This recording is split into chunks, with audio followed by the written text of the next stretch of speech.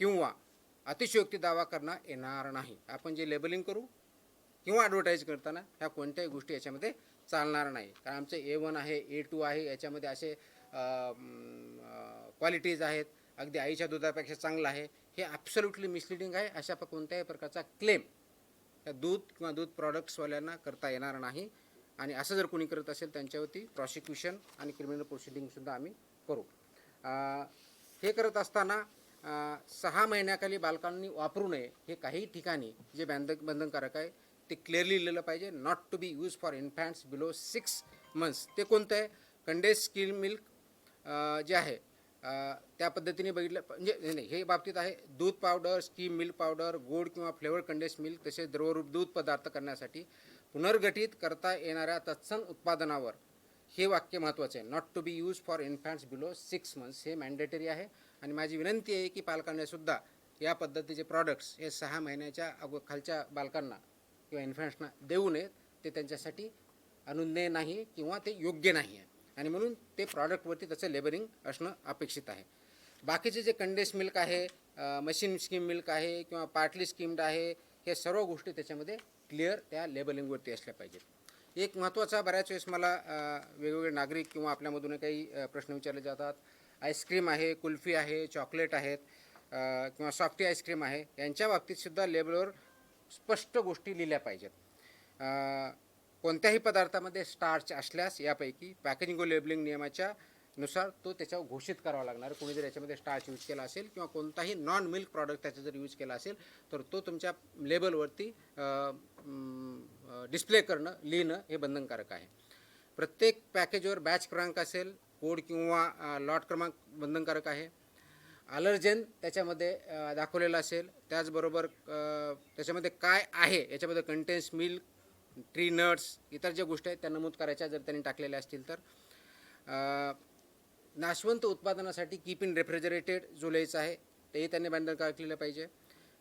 दूध पावडरसाठी store in cool, dry place in an airtight container ही त्याच्यावरती मॅन्डेटरी कंडिशन आहे ती लिहिली पाहिजे. आणि हे सामान ठेवताना म्हणजे फूड प्रॉडक्ट ठेवणार त्याची काळजी जे युजर्स आहेत त्यांनी पण घेतली पाहिजे. आता दूध आणि दुधाचे जे मानकं आहेत ते मी वाचून दाखवत नाही, आपल्याला माहिती आहे. तर फॅटचा गाईच्या दुधाचा काय, म्हशीच्या दुधाचा काय, शेळीच्या दुधाचा काय, ते पूर्ण वेबसाईटवर आहे, माझ्या प्रेस नोटमध्ये आहे, ते डिटेल मी जात नाही. 2 महत्त्वाच्या गोष्टी मला अजून सांगायच्या आहेत. त्याच्यामध्ये एक रिकॉन्स्टिट्युटेड मिल्क आणि दुसरं तुमचं आहे रिकंबाईंड मिल्क. हे रिकॉन्स्टिट्युटेड मिल्क म्हणजे काय, तर हे ड्राईड मिल्क आहे किंवा कॉन्सन्ट्रेटेड दूध आहे. याच्यामध्ये पिण्यायोग्य पाणी मिसळून संबंधित प्रकारच्या दुधासाठी विहित करण्यात आलेले पाणी घनपदार्थ प्रमाण पुन्हा स्थापित करून दुधाच्या विहित संरचना प्राप्त होतील असं तयार केलेलं मिल्क. आणि रिकंबाईंड मिल्क म्हणजे पुनर्संयोजित मिल्क म्हणतात त्याला. प्रिझर्व्ड स्वरूपातील दुग्धजन्य म्हणजे मिल्क फॅट जो प्रिझर्व केलेला आहे तो व मिल्क सॉलिड नॉट फॅट्स याच्यामध्ये पाणी करून तयार केलेला आहे. हा त्याच्यामधला डिफरन्स आहे. हे वापरताना त्याच्यामध्ये दुधाच्या बाबतीतला स्निग्धांश विरहित घनपदार्थ स्रोत ह्या केवळ वाळविले ड्राईड किंवा सदन म्हणूनच दुधाचा वापर करावा आणि त्याचप्रमाणे असणं अपेक्षित आहे. याच्यामध्ये एक फूड ॲडिटिव्ह जे अलाउड आहेत तेच ॲड करायचे, त्याच्या व्यतिरिक्त कोणतेही करायचं नाही.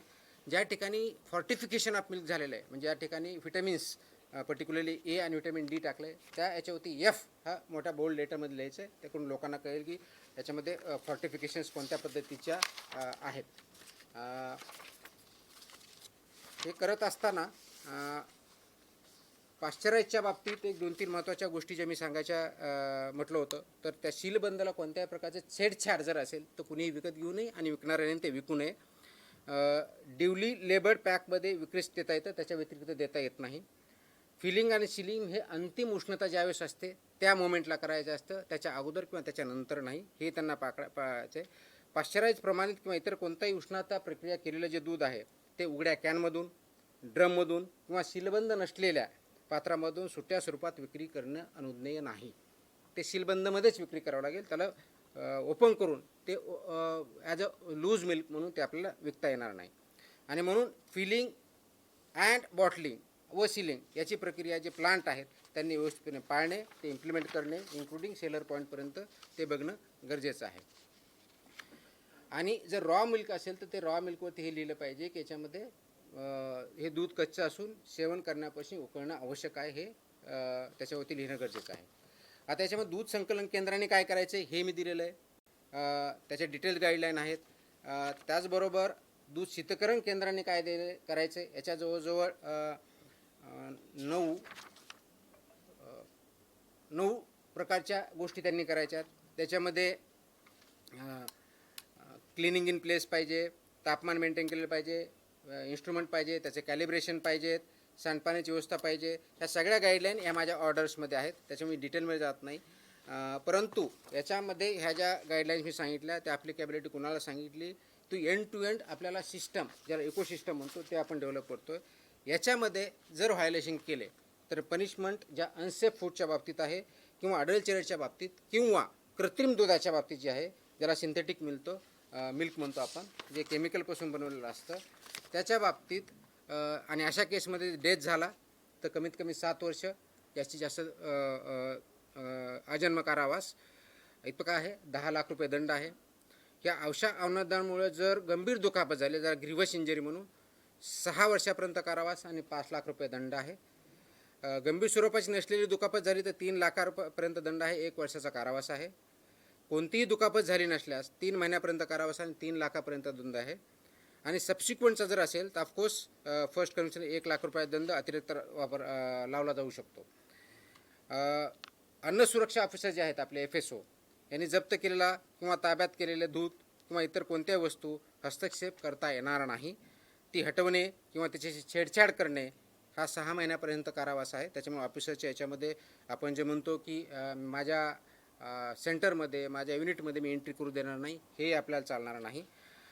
ऑफेन्सेस बाय कंपनी जे करतात तो गुन्हा झाल्यास प्रत्येक कंपनीवर त्याच्या व्यवसायाचं जे आहे पूर्णपणे कारवाई करण्यात येईल.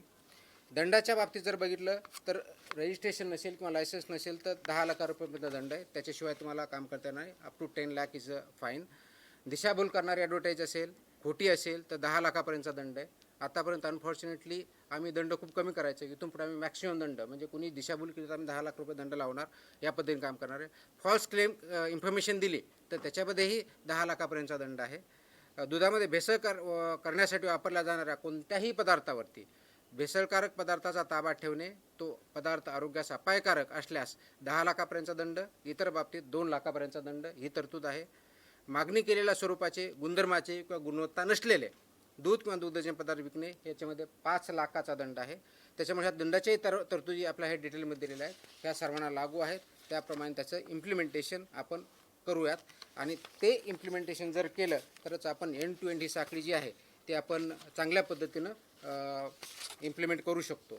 आता थोडक्यात जर याच्यामध्ये सांगायचं तर आमचं मिशन काय आहे, आपलं मिशन काय आहे महाराष्ट्राचं, तर महाराष्ट्राचं मिशन आहे की महाराष्ट्रातल्या प्रत्येक नागरिकाला हे आपल्याला सुरक्षित अन्न द्यायचं आहे, शुद्ध सकस दूध द्यायचं आहे आणि त्याच्या माध्यमातून आपल्याला भेसळमुक्त महाराष्ट्र दुधाच्या बाबतीत करायचं आहे.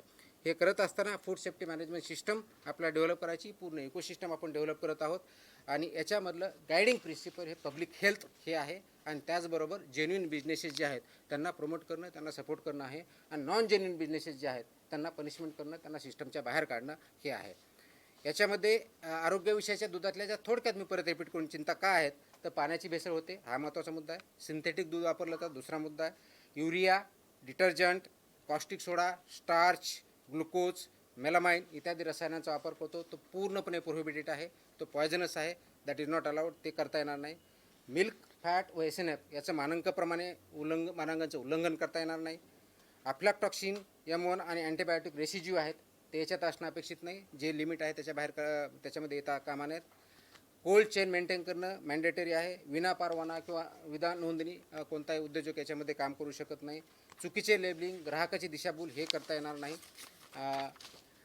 अस्वच्छ परिसर किंवा अन्न हाताळ्या कर्मचाऱ्याच्या हेल्थकडे दुर्लक्ष किंवा अनहेल्दी कर्मचाऱ्यांनी ते करणं हे अपेक्षित नाही आहे. आणि म्हणून फार्म टू प्लेट या तत्वावरती ही जी इकोसिस्टम असणं अपेक्षित आहे ती परिपूर्ण विशेष सायकल करण्याचा आपला उद्देश आहे. त्या दृष्टिकोनातून जवळजवळ 25 रिफॉर्म्स या ऑर्डरच्या माध्यमातून आपण इम्प्लिमेंट केले. थोडक्यात त्याची लिस्ट इथं मी दिलेली, मी परत ती वाचत नाही. आपण त्याच्यामध्ये वाचू शकता. त्याच्यामध्ये आणखी आपण अवेअरनेस क्रिएट करू शकता आपल्या माध्यमातून. संपायच्या अगोदर फक्त 2 गोष्टी. पहिलं आपलं जे होतं, आपण निरीक्षण करायचो, नमुना घ्यायचो, अहवाल द्यायचो आणि कारवाई करायचो किंवा कारवाई झाल्यास सांगायचं. ह्या 3 पॉईंटवर चालवते. आपण आता तसं करत नाही आहे.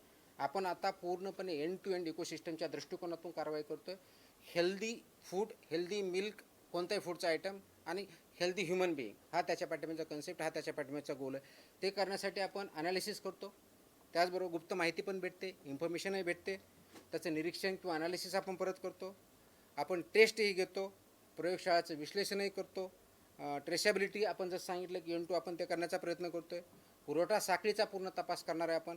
मूळ स्रोतावरती कारवाई करणं आणि नंतर प्रोसिक्युशन करणं, या पद्धतीनं काम चालणार आहे.